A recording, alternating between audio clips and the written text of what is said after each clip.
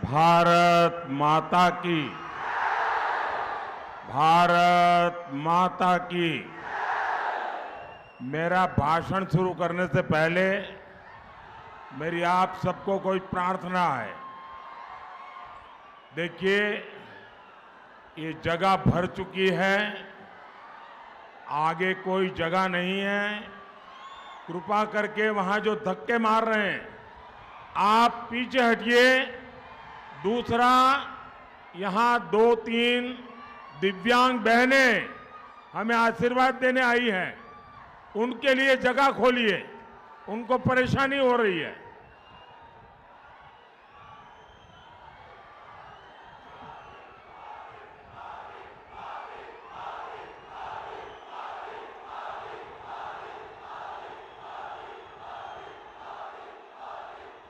మొట్టమొదట మనమందరం కూడా కొంచెం వెనక్కి జరగాలి, ముందు స్థలం లేదు కాబట్టి అక్కడే ఉండాలి.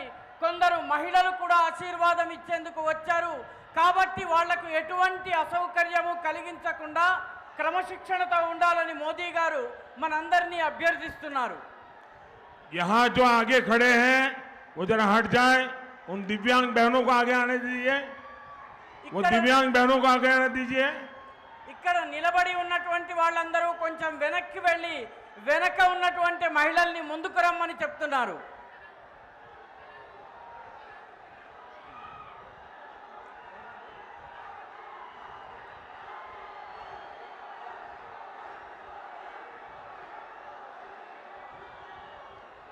ये जो आगे हैं इनको पीछे करिए. वो जो दिव्यांग बहनें हैं उनको तकलीफ हो रही है. అక్కడ ముందున్న వాళ్ళు వెనక్కి వెళ్ళండి, వెనక దివ్యాంగులు ఉన్నారు, వాళ్ళకి ఇబ్బంది కలగకుండా వాళ్ళని ముందుకు తీసుకుని రండి, వాళ్ళకి ఇబ్బంది కలగకుండా చూడండి.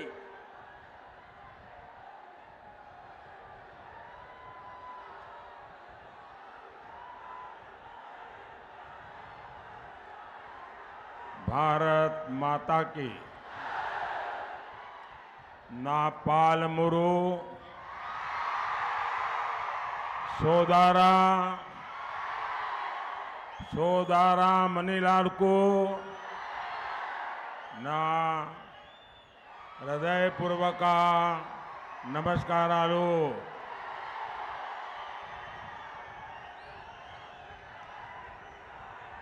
माता जोगुलांबा के चरणों में मैं प्रणाम करता हूं. నా పాలమూరు సోదర సోదరీమణులకు నా హృదయపూర్వక నమస్కారాలు. తల్లి జోగులాంబకు ఆమె చరణాలకు నేను నమస్కరిస్తున్నాను. तेलंगाना के लोग जानते हैं ये चुनाव देश के भविष्य का चुनाव है. कांग्रेस और उसके जैसे दलों ने दशकों तक जनता को सिर्फ झूठे वादे किए, लेकिन अब देश मोदी की गारंटी देख रहा है. मोदी की गारंटी मतलब विकास की गारंटी. मोदी की गारंटी मतलब राष्ट्रीय सुरक्षा की गारंटी. मोदी की गारंटी मतलब विश्व में भारत के सम्मान की गारंटी. मोदी की गारंटी मतलब अगले 5 वर्षों में गरीबों के लिए 3 करोड़ नए घर बनाने की गारंटी. मोदी की गारंटी मतलब 70 वर्ष से अधिक आयु के हर बुजुर्ग को मुफ्त इलाज की गारंटी. और मोदी गारी गारंटी अंटे गारंटी गा पूर्तయ్యే गारंटी. తెలంగాణ ప్రజలకు తెలుసును, ఈ ఎన్నికలు భవిష్యత్తును నిర్ధారించే ఎన్నికలు.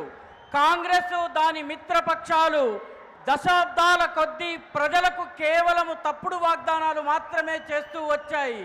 కానీ ఇప్పుడు దేశానికి మోదీ గ్యారంటీని చూసే అవకాశం లభించింది. మోదీ గ్యారంటీ అంటే అభివృద్ధి యొక్క గ్యారంటీ. మోదీ గ్యారంటీ అంటే రాష్ట్రీయ భద్రత, జాతీయ భద్రతకు గ్యారంటీ. మోదీ గారి గ్యారంటీ అంటే భారతదేశము ప్రపంచంలో గౌరవాన్ని పొందించే గ్యారంటీ. మోదీ గారి గ్యారంటీ అంటే రాబోయే 5 సంవత్సరాలలో పేదలకు 3 కోట్ల ఇళ్లను నిర్మాణం చేసే గ్యారంటీ. మోదీ గారి గ్యారంటీ అంటే 70 సంవత్సరాల పైబడినటువంటి వృద్ధులకు పూర్తిగా ఉచితంగా చికిత్స చేసే గ్యారంటీ. మోదీ గారి గ్యారంటీ అంటే గ్యారంటీగా పూర్తయ్యే గ్యారంటీ. मैं तब तक आगे भाषण नहीं करूंगा जब तक इन बहनों की व्यवस्था नहीं होती है। मैं इन बहनों की तकलीफ नहीं देख सकता हूं। ये दिव्यांग बहनें हैं, पहले इनकी व्यवस्था करो। నేను ఇక్కడ అల్లరి తగ్గేదాకా ఆ దివ్యాంగ సోదరీమణులకు సౌకర్యప్రదంగా కూర్చునేదాకా కూడా నేను నా ప్రసంగాన్ని కొనసాగించను. కాబట్టి మౌనంగా క్రమశిక్షణతో ఉండండి, లేకపోతే మోదీ గారి ప్రసంగం ముందుకు సాగదు.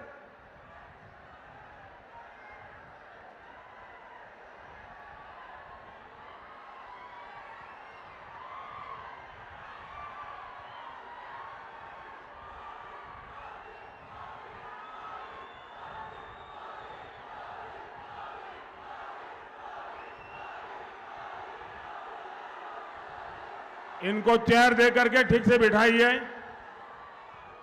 इनको बिठाइए। हाँ, एक और बहन भी है, एक और बहन भी है वहां, दिव्यांग है, मरొక్క యువతి కూడా ఉంది, उनको भी यहां ले आइए। जब तक इन दिव्यांग बहनों की व्यवस्था नहीं करोगे मैं भाषण नहीं करूंगा। ఈ దివ్యాంగ సోదరీమణుల వ్యవస్థ జరిగేదాకా ప్రసంగం ముందుకు సాగదు. కాబట్టి సహకరించండి మిత్రులారా.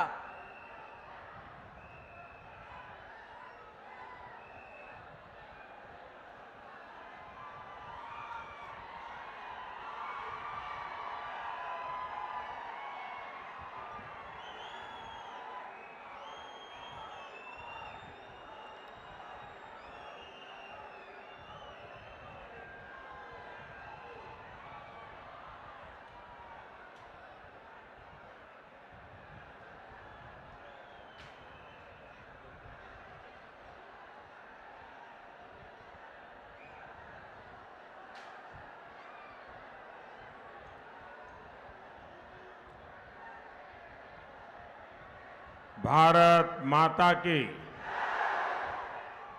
भारत माता की। मैं इन दिव्यांग बहनों का हृदय से आभार व्यक्त करता हूं कि इतना कष्ट उठाकर वो हमें आशीर्वाद देने आई है। मैं उनका बहुत आभार व्यक्त करता हूं।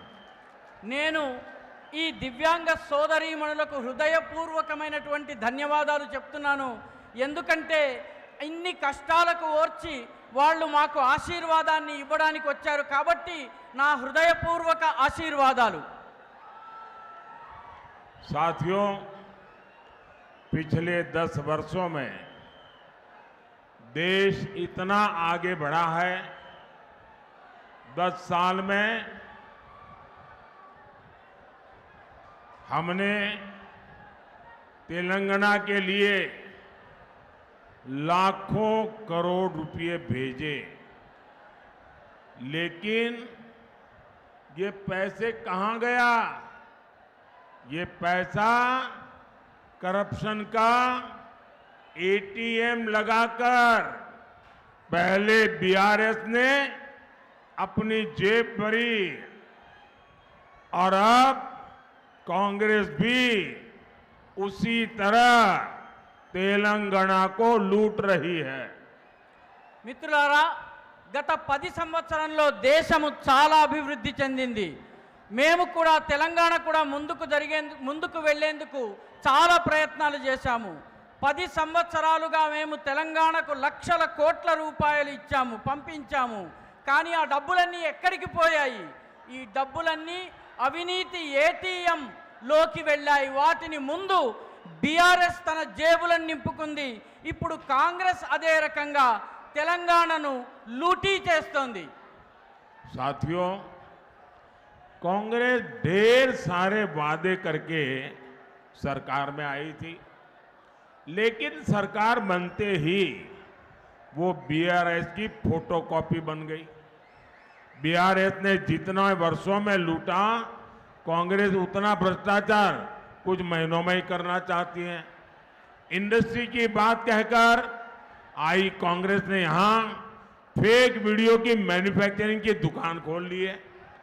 कांग्रेस बीआरएस के कालेश्वरम स्कैम पर कलम तक हिलाने को तैयार नहीं है।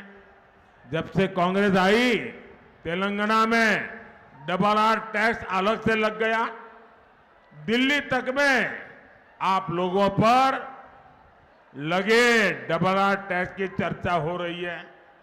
మిత్రులారా, కాంగ్రెస్ అనేక వాగ్దానాలు చేసి అధికారంలోకి వచ్చింది. కానీ అధికారంలోకి రాగానే అది బీఆర్ఎస్ యొక్క జిరాక్స్ కాపీగా మారిపోయింది. బీఆర్ఎస్ అనేక సంవత్సరాల్లో ఎంత లూటీ చేసిందో కాంగ్రెస్ అంత అవినీతిని కొన్ని నెలల్లోనే చేయాలని చెప్పి ప్రయత్నం చేస్తోంది. పరిశ్రమల గురించి చెప్పి అధికారంలోకి వచ్చినటువంటి కాంగ్రెస్ ఇప్పుడు ఫేక్ వీడియోల పరిశ్రమను ఇక్కడ ఏర్పాటు చేసింది, దుకాణం తెరిచింది.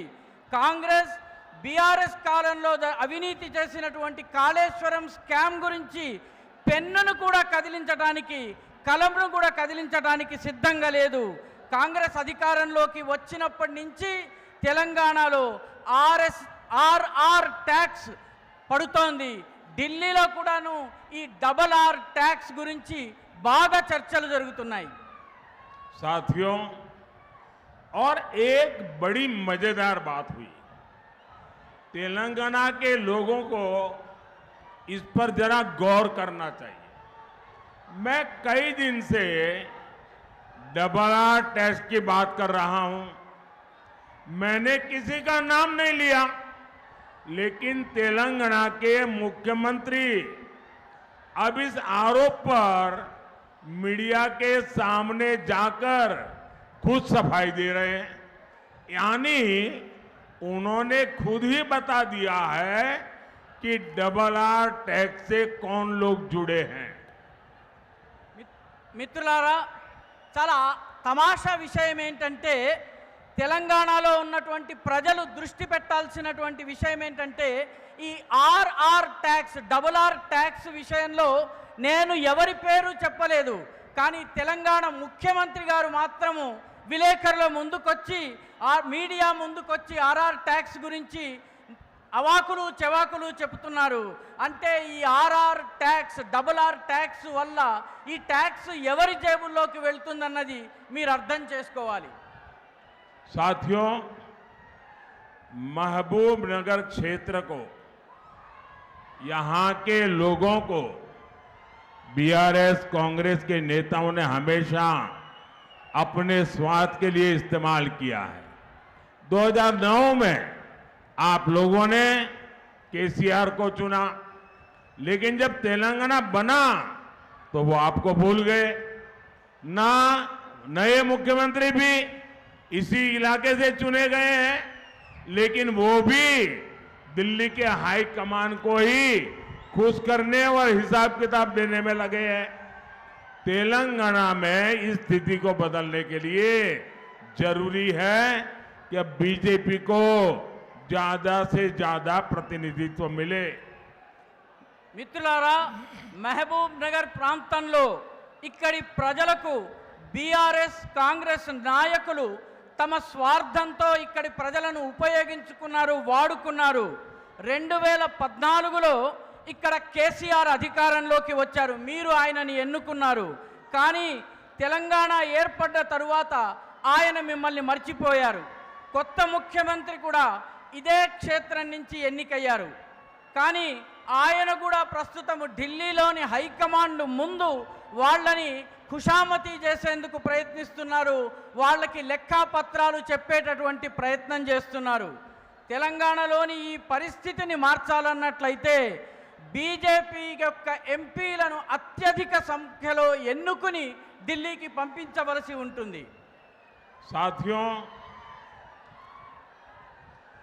इस क्षेत्र को कृष्णा और तुंगभद्रा नदियों का आशीर्वाद मिला है, लेकिन यहां के किसानों को मजदूरी के लिए पलायन करना पड़ रहा है. यहां की सिंचाई परियोजनाओं को भी राज्य सरकार आगे नहीं बढ़ने दे रही है. कांग्रेस ने किसानों की कर्ज माफी का झूठा वादा किया. कांग्रेस ने अगर कुछ दिया है तो वो है विश्वासघात और विश्वासघात. మిత్రులారా, ఈ క్షేత్రానికి తల్లి కృష్ణమ్మ తుంగభద్ర నదుల యొక్క ఆప్యాయతాపూర్వకమైనటువంటి ఆశీర్వాదం ప్రాప్తమైంది. కానీ ఇక్కడి రైతులకు దినసరి కూలీ కోసము పలాయనం చేసి వేరే ప్రాంతాలకి మైగ్రెంట్ లేబర్గా వెళ్ళవలసి వస్తుంది. ఇక్కడ ఉన్నటువంటి నీటిపారుదల ప్రాజెక్టుల కోసము లక్షల కోట్ల రూపాయలు ఇచ్చినప్పటికీ కాంగ్రెస్ దానిని ముందుకు వెళ్ళనివ్వడం లేదు. కాంగ్రెస్ రైతుల రుణమాఫీ చేస్తానని చెప్పి కూడా అబద్ధపు వాగ్దానం చేసింది. కాంగ్రెస్ ఇక్కడి ప్రజలకు ఏదైనా ఇచ్చిందంటే అది నమ్మక ద్రోహం మాత్రమే. साथियों, कांग्रेस के शहजादे चुनाव से पहले मोहब्बत की दुकान लेकर निकले थे, लेकिन चुनाव आते ही मोहब्बत की दुकान का बोर्ड उतर गया है. शहजादे अब समाज में जहर घोलने में जुट गए हैं. टुकड़े टुकड़े गैंग को कंधा देने वाले देश के टुकड़े करने की बात कर रहे हैं. शहजादे के एक एडवाइजर है, वो अमेरिका में रहते हैं. उन्होंने कहा है कि दक्षिण भारत के लोग अफ्रीकन है, उन्हें तेलंगाना के लोग अफ्रीकन लगते हैं. जानते हैं क्यों? क्योंकि उन्होंने आपकी चमड़ी का रंग पसंद नहीं आता. कौन अफ्रीकन है, कौन भारतीय है, अब ये कांग्रेस हमारे रंग से तय करेगी. మిత్రులారా, కాంగ్రెస్ లో ఒక రాకుమారుడు ఉన్నాడు. ఆయన ఎన్నికలకి ముందు మొహబ్బత్ కి దుకాన్ అంటే ప్రేమ దుకాణం తెరుస్తారు. కానీ ఎన్నికలు రాగానే ఆ దుకాణపు బోర్డు తిప్పేస్తారు. దాన్ని తిప్పి విషం విరజిమ్మేటటువంటి పనిని చేస్తున్నారు. టుకడే టుకడే గ్యాంగ్కి తన భుజాన్ని ఇచ్చి ఆయన ఈ దేశాన్ని ముక్కలు చేసేటువంటి మాటలు మాట్లాడుతున్నారు. ఈ రాకుమారుడికి ఒక రాజగురువు ఉన్నాడు. ఆయన అమెరికాలో ఉంటాడు. ఆయన దక్షిణ భారతదేశంలో ఉన్నటువంటి వాళ్ళందరూ కూడాను ఆఫ్రికన్లు అన్నారు. ఆయనకు తెలంగాణ ప్రజలందరూ కూడాను ఆఫ్రికన్లలాగా కనిపిస్తున్నారు. ఎందుకో తెలుసా? ఎందుకంటే వారు మన యొక్క చర్మపు రంగు ఆయనకి ఇష్టం లేదు. ఎవరు ఆఫ్రికనో ఎవరు భారతీయుడో ఇప్పుడు కాంగ్రెస్ నిర్ణయించి మన రంగు ఆధారంగా నిర్ణయించే ప్రయత్నం చేస్తోంది.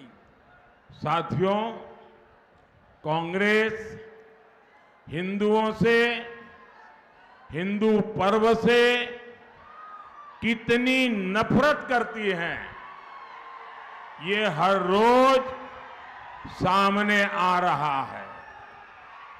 शहजादे को ट्यूशन देने वाले लीडर ने यह भी कहा है कि अयोध्या में राम मंदिर नहीं बनना चाहिए था. उन्होंने ऐलान किया है कि अयोध्या में राम मंदिर बनाना और राम नवमी मनाना ये भारत विरोधी है, ये आइडिया ऑफ इंडिया के खिलाफ है. भाइयों बहनों, मैं तो बड़े गर्व के साथ मंदिर जाता हूं. उन्होंने इसे भी मोदी का मंदिर जाना ये देश विरोधी है ऐसा सर्टिफिकेट बांट रहे हैं। आप मुझे बताइए, आप रामनवमी पर पूजा करते हैं कि नहीं करते हैं? पूजा करते हैं ना? आप अयोध्या दर्शन करने जाना चाहते हैं ना? क्या आप देश विरोधी काम करते हैं? क्या देश विरोधी काम करते हैं? हिंदुओं को अपने ही देश में सेकंड क्लास सिटीजन बनाना चाहती है कांग्रेस। क्या इसलिए ही ये लोग वोट जिहाद की बात कर रहे हैं? మిత్రులారా, కాంగ్రెస్ కి హిందువులన్నా హిందూ పండగలన్నా ఎంత ద్వేషముందో మనకి ప్రతిరోజు మన ముందుకొస్తోంది. ఈ రాకుమారుడికి ట్యూషన్ చెప్పే ఒక నాయకుడు కూడా చెబుతున్నాడు, అయోధ్యలో రామ మందిరాన్ని నిర్మించకూడదు అంటున్నాడు. ఆయన ప్రకటించాడు, అయోధ్యలో రామ మందిరాన్ని నిర్మించటము, రామనవమి పండగ జరపటము భారతదేశానికి వ్యతిరేకమని చెప్పారు. ఇది ఐడియా ఆఫ్ ఇండియా అంటే భారత భావనకి వ్యతిరేకమన్నారు. నేను గర్వంగా దేవాలయానికి వెళ్తాను, దానిని కూడా వాళ్ళు దేశ వ్యతిరేకమైనటువంటి పనిగా చెప్తున్నారు. మీరు చెప్పండి, అవును కాదని చెప్పండి. రామనవమికి మీరు పూజ చేస్తారా చేయరా? మీరు అయోధ్యకు దర్శనం చేసేందుకు వెళ్తారా వెళ్ళరా? మీరు దేశ వ్యతిరేక శక్తులు అన్నటువంటి మాటను నమ్ముతున్నారా? హిందువులకు తమ దేశంలోనే వాళ్ళని రెండవ తరగతి పౌరులుగా మార్చాలని కాంగ్రెస్ ప్రయత్నం చేస్తోంది. ఇటువంటి ప్రజలు వీళ్ళు ఇందుకే ఓట్ జహాద్ గురించి మాట్లాడుతున్నారు. ये कितना प्यारा बच्चा आज यहां हमें कब से हाथ हिला रहा है। वो साथ में वो गुड़िया भी। शाबाश बेटे शाबाश।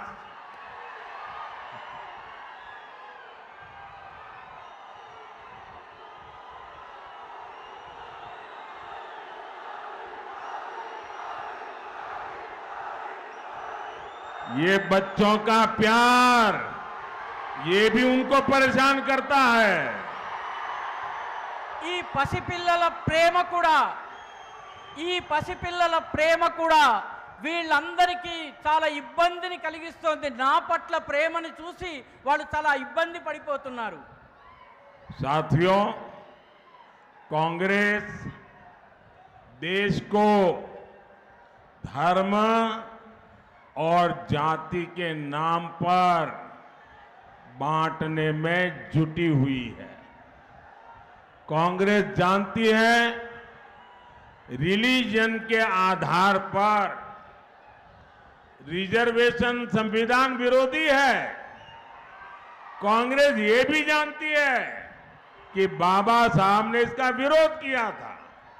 कांग्रेस ये भी जानती है कि धर्म के नाम पर आरक्षण देश को तबाह कर देगा। कांग्रेस ये भी जानती है कि इससे नाजायज कन्वर्जन कराने वालों को बढ़ावा मिलेगा। फिर भी कांग्रेस मुस्लिम आरक्षण से पीछे नहीं हट रही है, क्योंकि यही कांग्रेस का असली एजेंडा है। कांग्रेस को न हिंदुओं की परवाह है न हमारे इस देश की परवाह है। మిత్రులారా, కాంగ్రెస్ ఈ దేశాన్ని ధర్మం పేరిట కులాల పేరిట విడగొట్టి పడగొట్టాలని ప్రయత్నిస్తోంది. కాంగ్రెస్కి తెలుసు మతం ఆధారంగా రిజర్వేషన్లు ఇవ్వడం అనేది రాజ్యాంగ వ్యతిరేకము. కాంగ్రెస్కి తెలుసు బాబాసాహెబ్ అంబేద్కర్ మతం ఆధారంగా రిజర్వేషన్లను ఇవ్వడాన్ని వ్యతిరేకించారు. కాంగ్రెస్కు ఇది కూడా తెలుసు, ధర్మం ఆధారంగా రిజర్వేషన్లు ఇచ్చినట్టయితే దేశం సర్వనాశనం అవుతుంది. కాంగ్రెస్కు ఇది కూడా తెలుసు, దీనివల్ల అక్రమ మత మార్పిడులు చేసే వాళ్ళకి ప్రోత్సాహం లభిస్తుంది. అయినప్పటికీ కాంగ్రెస్ ముస్లిం రిజర్వేషన్లు ఇచ్చే విషయంలో వెనకడుగు వేయడం లేదు. ఎందుకంటే ఇదే కాంగ్రెస్ యొక్క అసలైన ఎజెండా. కాంగ్రెస్కి ఈ దేశంలోని హిందువుల పట్ల ప్రేమ లేదు, దేశం పట్ల కూడాను ఎటువంటి బాధ ప్రేమ లేదు. साथियों, कांग्रेस पार्टी मानसिकता से ही हिंदू विरोधी है। जब बीसी कम्युनिटी के आरक्षण की बात आई तो कांग्रेस ने उसका पूरा विरोध किया था और अब कांग्रेस एससी, एसटी, बीसी के रिजर्वेशन को रिलीजन के आधार पर मुस्लिमों को देने में जुटी है। तेलंगाना के लोग तो बखूबी जानते हैं, संयुक्त आंध्र प्रदेश में कांग्रेस ने कैसे मुस्लिम आरक्षण का खेल शुरू किया था। अब यही षड्यंत्र ये पूरे देश में करना चाहते हैं। क्या आप एससी, एसटी, बीसी को मिलने वाला रिजर्वेशन कांग्रेस को लूटने देंगे क्या? छीनने देंगे क्या? और इसलिए आपको मेरी एक बात याद रखनी है, मेरी ये बात भूलना मत। और मेरी बात याद रखना, वंचित का जो अधिकार है,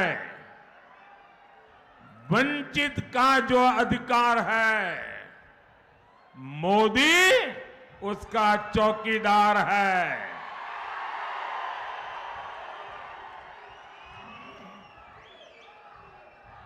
మిత్రులారా, కాంగ్రెస్ పార్టీ యొక్క మానసికత హిందూ వ్యతిరేకత. బీసీ కమ్యూనిటీలకు, బీసీ కులాలకు రిజర్వేషన్లు ఇచ్చేటటువంటి విషయం వచ్చినప్పుడు కాంగ్రెస్ దాన్ని వ్యతిరేకించింది. అదేవిధంగా ఎస్సీ, ఎస్టీ, బీసీల రిజర్వేషన్ని ఆపి మతం ఆధారంగా ముస్లింలకు రిజర్వేషన్ ఇచ్చేటటువంటి ప్రయత్నం చేస్తోంది. తెలంగాణ ప్రజలకు చాలా స్పష్టంగా తెలుసు, అవిభక్త ఆంధ్రప్రదేశ్లో కాంగ్రెస్ ఏ రకంగా ముస్లిములకు రిజర్వేషన్ ఇచ్చే ఆటను మొదలుపెట్టిందో. ఇప్పుడు ఇదే కుట్రను దేశమంతా వ్యాపింపజేసే ప్రయత్నం చేస్తోంది. జవాబు చెప్పండి మిత్రులారా, మీరు ఎస్సీ, ఎస్టీ, బీసీలకు లభించే రిజర్వేషన్లను కాంగ్రెస్ లాక్కునేందుకు ప్రయత్నిస్తే ఊరుకుంటారా? అందుకే మీరు గుర్తుపెట్టుకోండి, మర్చిపోకుండా గుర్తుపెట్టుకోండి, వంచితుల అధికారాలను, హక్కులను కాపాడేందుకు మోదీ వాటి విషయంలో చౌకీదారుగా ఉంటారు. మోదీ గారి చౌకీదారీలో ఈ హక్కులు ఎవరు అపహరించలేరు. साथियों, मुस्लिम आरक्षण के लिए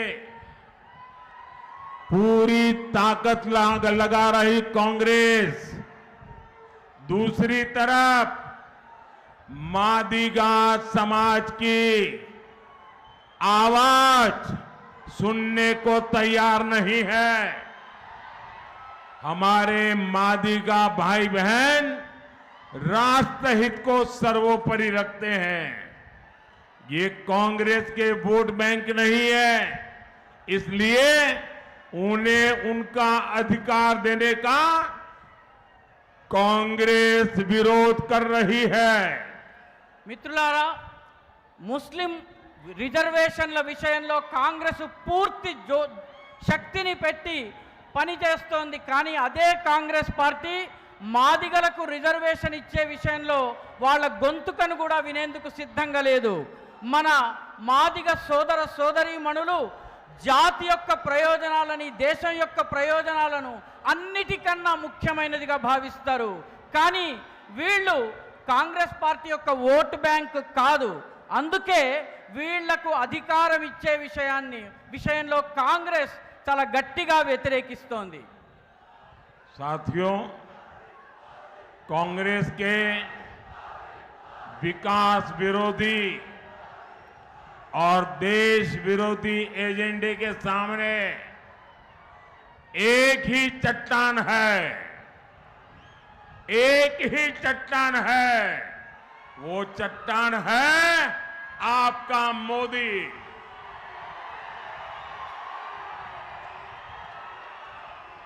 और मोदी को ताकत आपके प्यार और आपके एक वोट से मिलती है।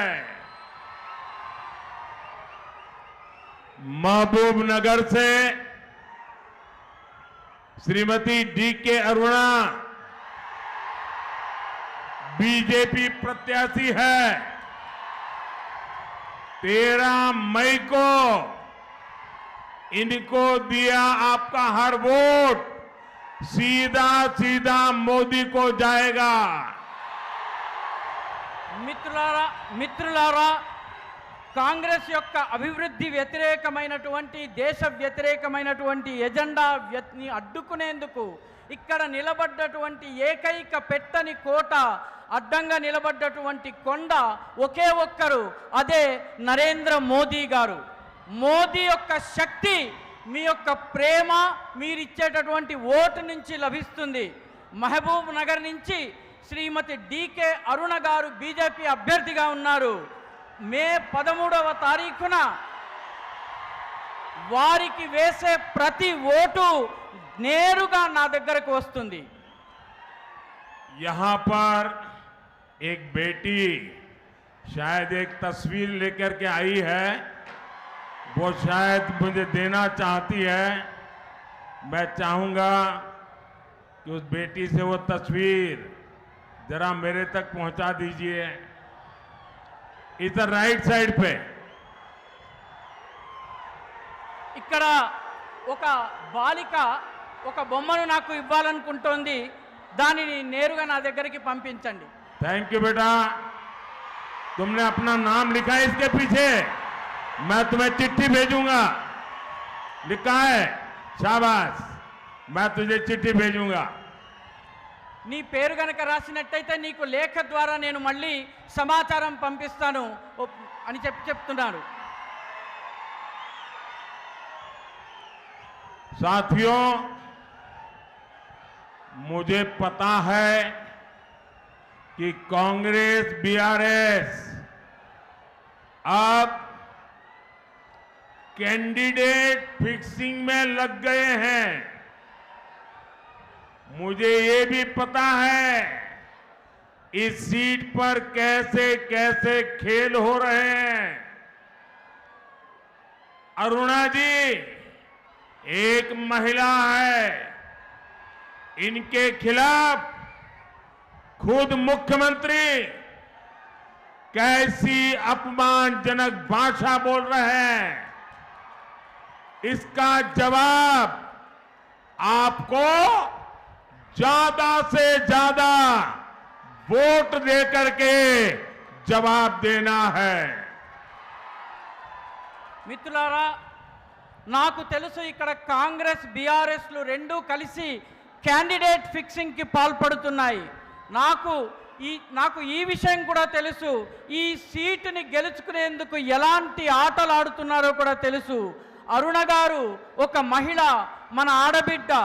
వారికి వ్యతిరేకంగా ముఖ్యమంత్రి స్వయంగా ఎటువంటి అవమానకరమైనటువంటి భాష మాట్లాడుతున్నారో చూడండి. దీనికి జవాబు మీరు అత్యధిక సంఖ్యలో ఓట్లు వేయడం ద్వారా ఇవ్వాల్సి ఉంటుంది. अच्छा, मेरा एक और काम करोगे? जरा हाथ ऊपर करके बताइए, करोगे? मेरा एक काम करोगे? आज अपना मोबाइल फोन निकाल करके फ्लैश लाइट चालू करो। अपने मोबाइल फोन का फ्लैश लाइट चालू करो सबके सब, और हाथ ऊपर करो सबके सब। अपने मोबाइल फोन को फ्लैश लाइट चालू करिए साहब। ये मंच वाले भी करिए। मेरा एक काम करोगे? जोर से जवाब दीजिए। मेरा एक काम करोगे? पक्का करोगे? यहां से जाने के बाद तेलंगाना के ज्यादा से ज्यादा परिवारों में जाना और जाकर के कहना अपने मोदी जी आए थे और मोदी जी ने आपको नमस्कारम भेजा है। నేను మిమ్మల్ని ఇంకొక కోరిక కోరబోతున్నాను. అదేమిటంటే ఈ కార్యక్రమం పూర్తయిన తరువాత మీ ఇళ్లకు వెళ్ళిన తరువాత తెలంగాణలో మీకు తెలిసిన ప్రతి వ్యక్తి దగ్గరికి ప్రతి కుటుంబం దగ్గరికి వెళ్ళి మోదీ గారు మీకు నమస్కారాలను తెలియజేశారు అని తప్పనిసరిగా చెప్పండి.